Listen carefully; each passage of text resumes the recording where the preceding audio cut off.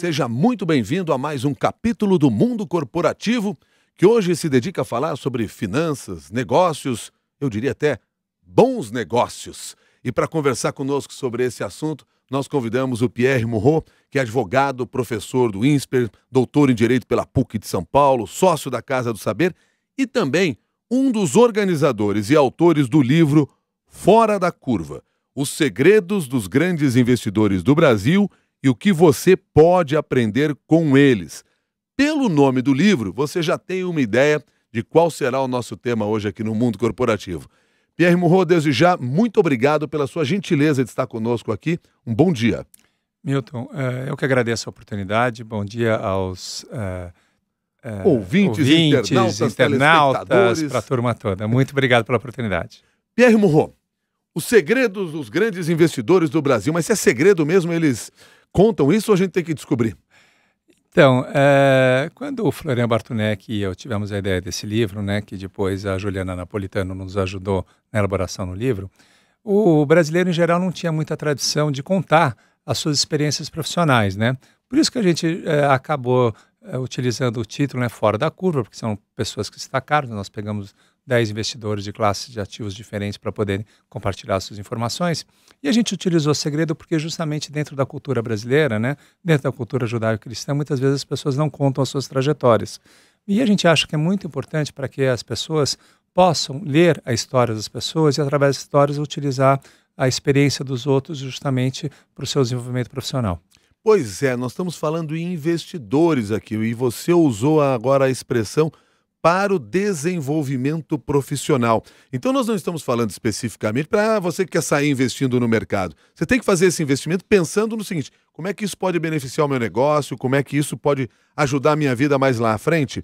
Tem uma relação entre o meu investimento e o meu desenvolvimento profissional?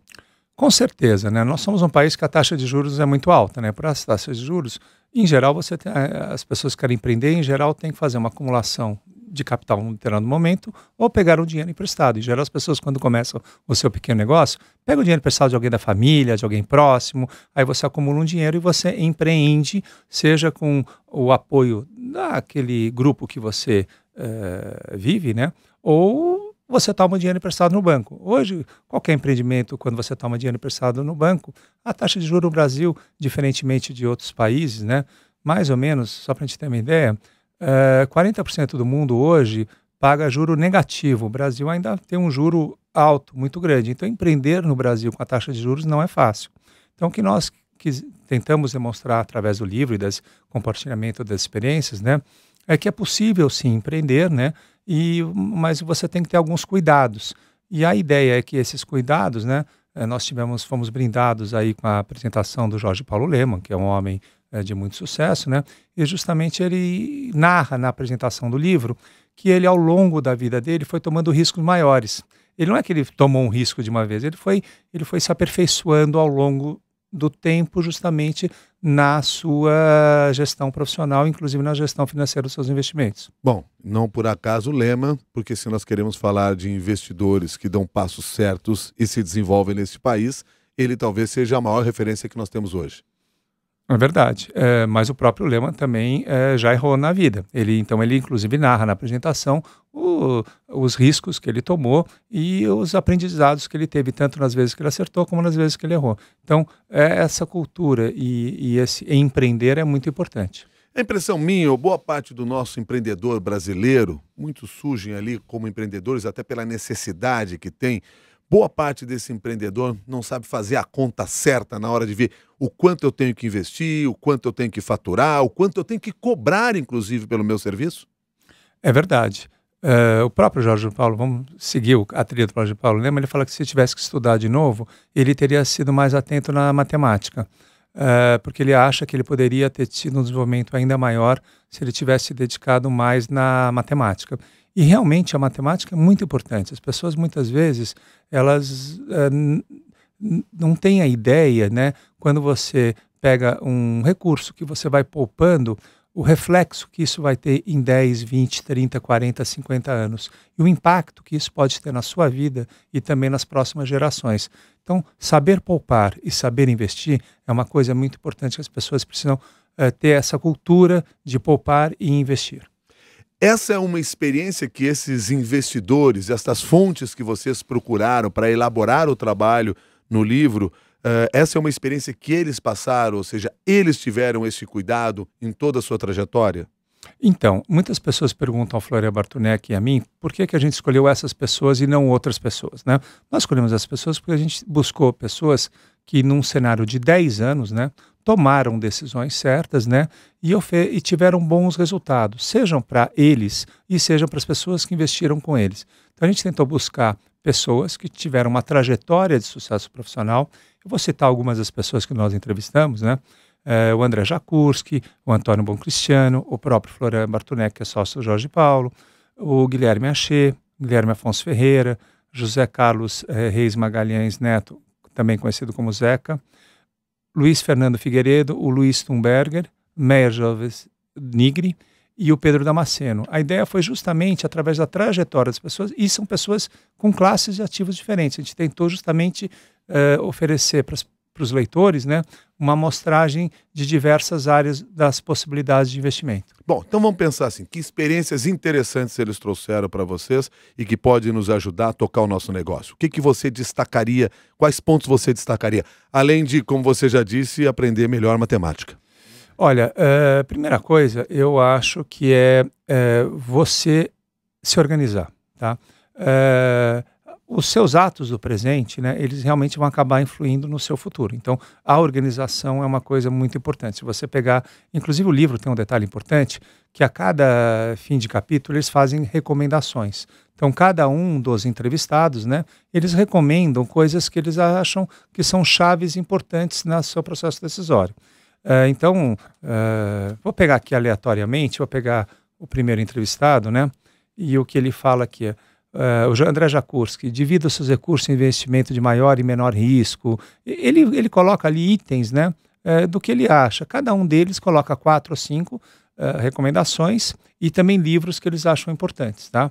Eu, Pierre, tá? Eu não faço parte, eu sou organizador, mas eu não estou entre os 10 investidores, mas vou compartilhar visões, vamos dizer, dessa mistura de recomendações. Eu percebi que as pessoas, elas são, em geral, pessoas organizadas, pessoas que fazem conta, pessoas que, por exemplo, quando vão investir numa determinada empresa, elas têm o cuidado de ler os estatutos daquela empresa para ver se a regra de governança daquela empresa é adequada, para ver se as pessoas que estão na administração daquelas pessoas são pessoas confiáveis, se os setores são setores que têm boa possibilidade de crescimento, porque é muito importante você ter um investimento a longo prazo e não apenas enxergar aquele momento. Então, você tem que escolher empresas, setores e pessoas adequadas na gestão dos seus recursos. Eu fico imaginando que num processo de dificuldade econômica como este que o país passa, este que o país vem enfrentando ao longo aí dos últimos 2, 3 anos, esse processo deve tornar este planejamento mais desafiante, mas muito mais importante.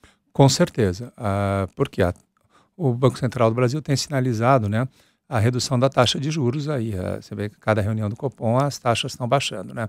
Então isso acaba tendo, você vê recentemente, houve uma euforia aí na Bolsa de Valores, várias pessoas investindo na Bolsa de Valores, né? Mas é importante você, como eu disse antes, escolher boas empresas com boa governança e também com bons gestores. Então, não é simplesmente você pegar o seu dinheiro que está na renda fixa, aplicar a renda variável, é você fazer boas escolhas. Bom, quando você fala em planejamento, quando você fala aqui em organização, você está falando em planejamento financeiro. É isso, fazer uma planilha de custos, por exemplo, identificar o que é sobra de dinheiro que pode ser investido, o que tem que ser investido no seu próprio negócio. É por aí. Exatamente. E também, vamos falar um pouco da vida pessoal. Não vamos falar só do investimento, vamos dizer, o investimento que você faz, mas sua própria vida pessoal. Você ser uma pessoa organizada e você eleger de forma adequada, né, a sua despesa, ela é muito importante, porque essas pequenas medidas que você toma na sua vida pessoal, ela acaba também interferindo quando você vai investir. Então, um zelo, um cuidado, não ter despesas desnecessárias, você planejar adequadamente, todos esses cuidados acabam refletindo. Se você verificar boa parte desses gestores, né, você vai verificar que são pessoas muito cuidadosas, não só na gestão do dinheiro dos outros, tá, mas também do seu próprio dinheiro e na sua própria vida. Pierre, o Cláudio aqui lembra o seguinte: quando você apresentou o seu entrevistado, você disse que ele é advogado. Por que nós estamos falando de finanças? Então conta para nós um pouco dessa experiência, por que vocês passaram a desenvolver este livro, tiveram este interesse de buscar estas pessoas a partir de um projeto lá na Casa do Saber, em São Paulo. Exatamente. Então, o que aconteceu? O Florian Bartonek, que é sócio do Jorge Paulo Lemann, e eu, a gente faz um curso todo mês de janeiro em Harvard, na Harvard Business School, né? Então, eu sou advogado, mas eu também faço cursos regulares na Harvard Business School. E lá, a gente viu que tinha muitos livros nas quais as pessoas compartilhavam as suas experiências. E aí o Florian Bartonek e eu tomamos a decisão de justamente chamar pessoas que gerem de recursos para justamente elas compartilharem as experiências dela. Então eu recomendo ao ouvinte para ele dar uma olhada lá no livro, que eu acho que tem bastante experiências importantes dessas pessoas. O advogado aqui, ele com o boné da Casa do Saber, ele tenta justamente na Casa do Saber compartilhar experiências. Lá na Casa do Saber, por exemplo, fizemos um livro também, Grandes Advogados, que lá compartilhamos experiências também de advogados. O Celso Loduca, nosso sócio publicitário lá, fez um livro chamado sobre os grandes nomes da propaganda brasileira. Então a ideia é justamente esse compartilhamento do saber. É por isso que um advogado acabou se metendo num livro de finanças. Mas não obstante isso, eu com o olhar de advogado, e eu milito muito na área societária, me interessa muito também a parte da organização societária das empresas, que as empresas tenham estatutos, que tenham acordos acionistas, que tenham organizações societárias, né, na qual os investidores tenham a sua representação. Aliás, você falou sobre uma questão que seguidamente aparece aqui nas nossas conversas no mundo corporativo, quando nós estamos falando de abertura de negócio, empreendedorismo. Sempre tem pessoas perguntando o seguinte: vale a pena eu buscar um sócio para tocar o meu negócio? Ou é melhor deixar eu por minha conta própria? Como é que funciona esse processo? O que a gente tem que levar em consideração na hora de fazer essas escolhas? Então, os sócios têm vários motivos, né? Tem pessoas que precisam de um sócio, justamente como a gente estava falando que a taxa do juro é muito alta, então eu vou pegar um sócio que vai entrar com dinheiro e de repente você entra com a ideia, com o trabalho. É muito comum essa mistura de capital e trabalho. Mas além dessa mistura de capital e trabalho, é muito importante também a questão de você ter qualidades diferentes entre os sócios. Que cada sócio possa contribuir com o outro, com valores e com conhecimentos, com rede de contatos, no sentido que eles sejam complementares. Eu vou dar um exemplo aqui, por exemplo, na minha sociedade na Casa do Saber, né? Lá na sociedade da Casa do Saber, tem eu que sou advogado, tem o Celso Loduca, que é publicitário, tem o Luiz Felipe Dávila, que ele fez aquela revista Bravo, depois a República, então é uma pessoa no mundo cultural muito conhecido. Aí tem a Ana Maria Diniz, filha do Abílio Diniz, também que tem uma experiência muito interessante também na área de gestão corporativa. Então, a Maria Fernanda Cândido, aquela atriz. Então, nós quando fomos criar a nossa sociedade, nós buscamos pessoas com qualidades complementares, justamente porque a gente achava que essa mistura de pessoas poderiam fazer que a Casa do Sucesso fosse um sucesso, e graças a Deus ela é. Tá, queria apenas reforçar aqui para você que está ouvindo a partir de agora o programa, que nós estamos nos referindo aqui quando falamos do livro, nos referimos ao Fora da Curva, os segredos dos grandes investidores do Brasil e o que você pode aprender com eles. O Pierre Morrot é um dos autores e organizadores deste livro. Pierre, pergunta enviada aqui pelo Alex. Ele quer saber se, além do Lemann, que declarou aí que cometeu alguns erros, os outros entrevistados de vocês, investidores, também se declaram pessoas que falham no seu dia a dia? Sim, é muito interessante você ver que cada um deles, né, conta os momentos que eles erraram, né?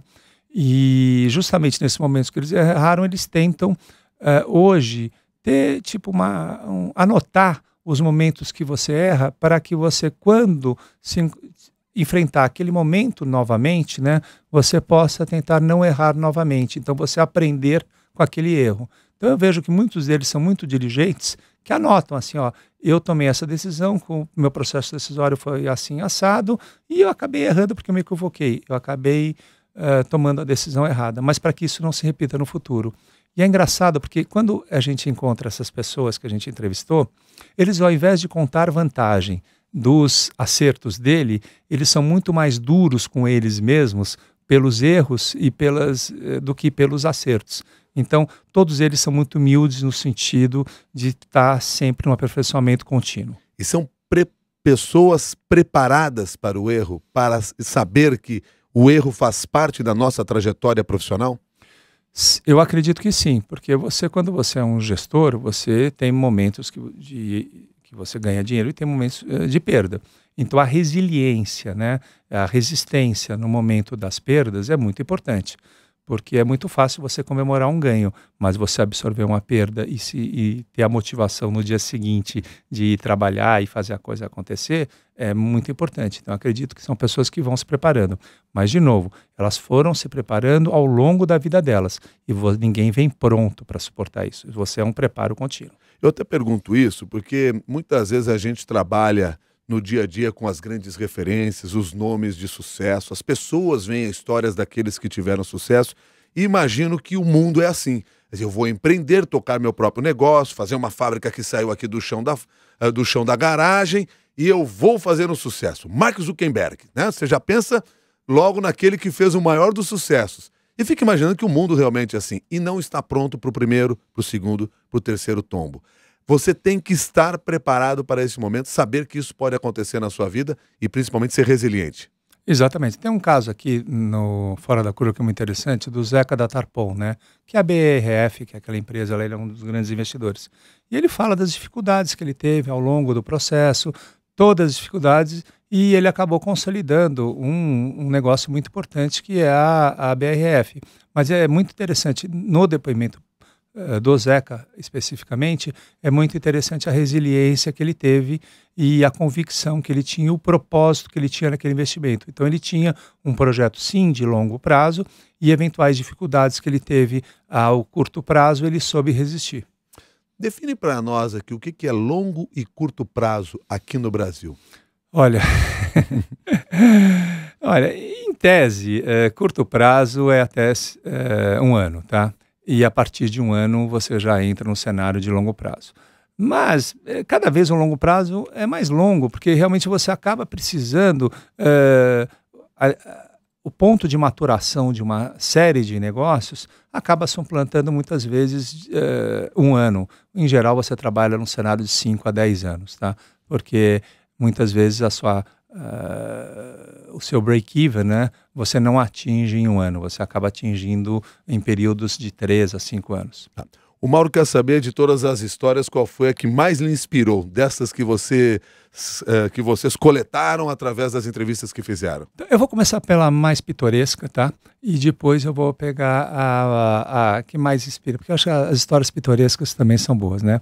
O Meyer da Tecnisa conta que o primeiro dinheiro que ele teve para incorporar e fazer o primeiro negócio dele foi um bilhete que ele comprou para a loteria junto com o zelador do prédio dele. Então ele era um garoto muito jovem, caramba. O pai dele já era incorporador, mas ele queria incorporar ele mesmo sem o pai. E aí ele vai lá, junto com o zelador do prédio dele, eles vão lá, compram um bilhete na loteria e ganham na loteria. E aí ele vai lá, divide o dinheiro com o porteiro e com esse primeiro dinheiro ele começa o negócio de incorporação. Então é interessante você ver como o acaso também acaba fazendo parte da vida. Então é interessante que você vê que esses momentos da vida, que comprar um bilhete na loteria acaba acontecendo. E aí eu fico pensando também aqui o seguinte, porque nós tivemos perfil de 2 pessoas ganhando o mesmo bilhete. Os 2 dividiram o prêmio. O que cada um fez com o dinheiro? Exatamente. Como fez aquele prêmio de loteria render ainda mais? Imagino que deve ter havido alguma diferença entre um e outro, ou não? Com certeza houve. Eu até perguntei para o Meyer recentemente, falei, Meyer, e como é que seguiu a vida do zelador, né? O zelador conseguiu? Ele falou, poxa, Pierre, eu perdi contato, mas eu sei que ele pegou aquele dinheiro e deve ter utilizado para as necessidades da família, e infelizmente perdi contato com aquela pessoa. Mas eu, por exemplo, tinha um estacionamento ali na FAP e tinha uma pessoa que era vigia noturno e trabalhava comigo no estacionamento. E também não ganhou na loteria, mas houve uma distribuição de um recurso para ele, né? E daí eu perguntei, chamava Zé, Zé, o que você fez com esse dinheiro? O Zé falou, olha, Pierre, eu peguei com esse dinheiro, hoje a minha filha é graduada em Direito e aquele dinheiro me ajudou bastante para que minha filha se graduasse em Direito. Então você vê que há um efeito transformador na vida das pessoas. Claro que outras têm mais aptidão para empreender e outros acabam utilizando aquele recurso para suas necessidades mais imediatas. E dessa história que você conta, a curiosidade é isso, porque às vezes o investimento não é lá no mercado financeiro, como a gente imagina geralmente. Pode ser na faculdade da sua filha. Exatamente. Quer dizer, Então, talvez seja o maior investimento que você possa estar fazendo ali pelo retorno que você vai ter do ponto de vista da educação. exatamente. Então, cada caso. Então, comecei com a mais pitoresca, né? Outra que eu também achei bem interessante, né? Foi quando eles, durante o caso, eles vão narrando aqui uma série de investimentos, né? Mas, deixa eu até relembrar aqui, são tantos casos, né? Mas, o Guilherme Afonso Ferreira tem um caso muito interessante também, quando ele se encontrou, né, com Israel Weinboim, que era um executivo importante da época do Unibanco, né? E ele comprou uma participação significativa do Unibanco, né, das ações do Unibanco, e ofereceu ao Israel Weinboim o apoio dele como investidor nas decisões que o grupo ia tomar. Então, essa confiança na pessoa é muito importante. Então, a aproximação do Guilherme Afonso Ferreira ao Israel Weinboim, que na época representava a família Moreira Salles, que era controladora do Banco Unibanco, né? Essa confiança nas pessoas também é muito importante, porque muitas vezes as pessoas falam assim, poxa, mas eu tenho que ter uma segurança muito grande nisso, um detalhe contratual, mas por trás de tudo tem pessoas, e confiar nas pessoas é uma coisa importante. Então essa lição que o Guilherme Afonso Ferreira dá no livro, na confiança que ele tinha no Israel Weinboim e na confiança que ele tinha na família Moreira Salles, também para mim foi muito inspiradora. Credibilidade ainda é fundamental nas relações. É fundamental. E você vê que essa credibilidade também acabou sendo muito importante depois quando da fusão do Itaú com o Unibanco, que todo aquele negócio foi passado também no final de semana na casa do Israel Weinboim, que também foi todo feito na base de credibilidade. E hoje temos aí o Roberto Setúbal, o Pedro Moreira Salles e agora o Cândido Bracher, que vai assumir a presidência do Banco Itaú. Então você vê todas as relações tem por trás, sim, pessoas e tem por trás, sim, confiança. O Floresbal entra aqui no nosso e-mail e comenta o seguinte: estou pensando se esse livro aí não é uma boa fonte para eu saber quem pode investir na minha empresa e no meu negócio. Eu acredito que sim, eu acredito que ele tem que fazer um projeto de negócio, ele tem que apresentar, e hoje tem uma série de pessoas, sim, que estão buscando alternativas de investimento. Então, Floresbal, se organize, faça um business plan e procure pessoas que são adequadas e que sejam complementares ao que você precisa. Como eu estava falando, de vez em quando você precisa de dinheiro, mas de vez em quando você precisa de um sócio que seja complementar aos conhecimentos que você já tem.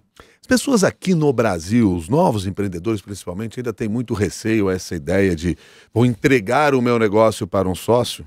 Existe isso ainda, esse preconceito? Existe sim, mas existe em todos os lugares, tá? Isso não é só no Brasil. Mas por quê? Porque se são pessoas, tá, que fazem a mesma coisa, eu posso estar entregando efetivamente. Agora, se é um sócio que vai me complementar e vai me trazer algo que eu não tenho, aí é outra história. Então, é muito importante a complementariedade. Tá. Pierre, aliás, você falou mais uma vez aqui quando o Floresbal mandou a pergunta para nós, você disse assim: faça um plano de negócios, ou seja, mais uma vez nós voltamos ao tema inicial da nossa conversa, quando eu perguntei para você qual era a característica comum de todos esses investidores que vocês conversaram e fazem parte do livro. Organização, sim, planejamento. Não dá para fugir disso. Exatamente, é importante isso. As pessoas hoje, elas exigem, né, uma organização e que você construa cenários, né, adequados. Também não adianta você simplesmente fazer um cenário, tem um planejamento aqui e entregar para a pessoa e ser totalmente realista, né? Isso precisa ser feito com qualidade e com as métricas adequadas. Tá. O Sérgio pergunta o seguinte: numa hora como essa, complexa, o melhor investimento não é no meu próprio negócio, na minha própria empresa? Pode ser que sim. Ele precisa justamente analisar, ver qual o retorno do capital que esse investimento dele tem, e pode ser que a melhor alternativa seja o próprio negócio. mas também pode não ser. A gente também tem que ser crítico com o seu próprio negócio. Você tem que olhar o seu negócio, como os americanos falam, o helicopter view, no sentido de você visar um pouco mais distanciada e ver se efetivamente aquele capital que você está colocando no seu negócio efetivamente está tendo investimento. Ou se você simplesmente está agindo de uma forma sem uma reflexão. Mas muitas vezes sim, o melhor negócio é o negócio do empreendedor, porque é ali que ele vai colocar o suor, o trabalho dele, e ele pode obter um resultado, desde forma organizada. Das pessoas com as quais vocês conversaram para o livro, geralmente os investimentos deles são em quê?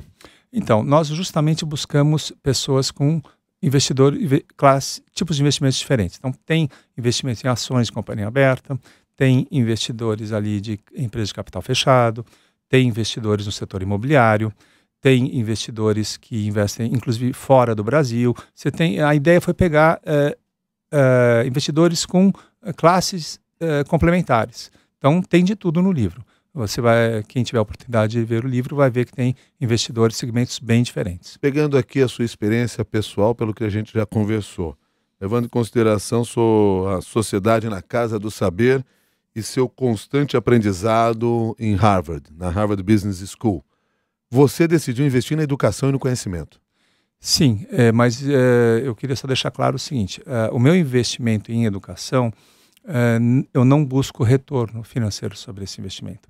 O meu investimento é na advocacia, no que eu sei advogar. Então eu advogo e é ali que eu ganho o meu pão. Tá? Até porque, além de tudo aquilo que eu apresentei, você também é sócio de um escritório de advocacia. E é ali que eu ganho meu pão. Então, o Pierre Moreau é um advogado. Tá?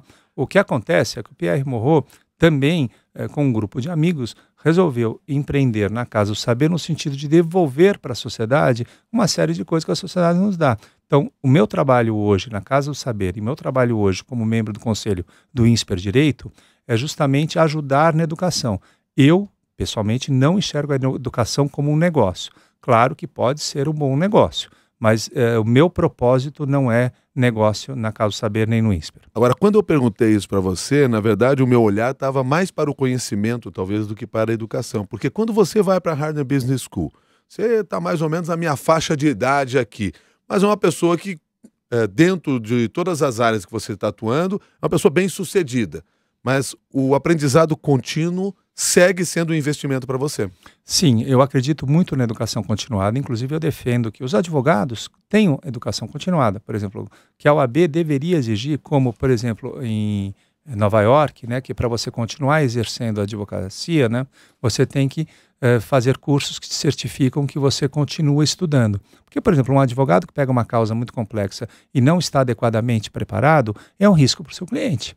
A mesma coisa, um médico, a mesma coisa. Então, a educação continuada eu acho muito importante no exercício da profissão. Agora, além disso, eu também acho que é um usufruto de você aprender também com todo esse conhecimento que está à disposição. Então, no meu caso, é muito prazeroso, né, ir todo mês de janeiro para a Harvard Business School e fazer esse curso. Para mim é muito prazeroso participar da Casa do Saber e é muito prazeroso também fazer parte do Conselho do INSPER Direito. E com tudo isso, compartilha esse conhecimento através de trabalhos como Fora da Curva. Exatamente. E se você me permitir, eu agora vou lançar, provavelmente no mês de julho, né, um livro novo, né, que vai se chamar Grandes Crimes.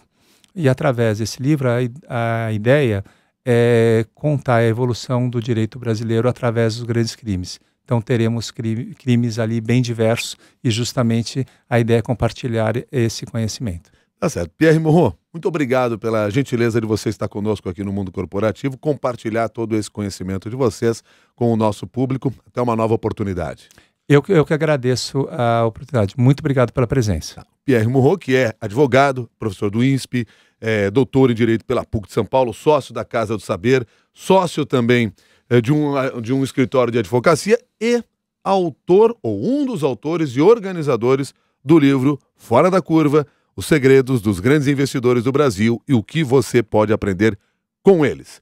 A você que participou dessa nossa conversa ao vivo, o nosso agradecimento.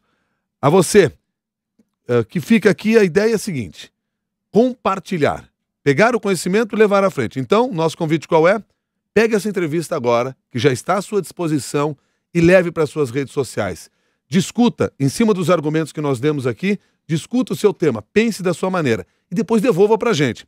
Nós temos uma página lá no LinkedIn, um grupo de discussões que se chama Mundo Corporativo da CBN. Simples assim, Mundo Corporativo da CBN. Está lá no LinkedIn, aberto para qualquer pessoa. E se você tiver um conhecimento a compartilhar com essas pessoas, vai até lá, publique o seu texto também. Essa vai ser uma maneira legal de a gente ajudar a todo mundo. Combinado? Até o próximo capítulo. Até mais.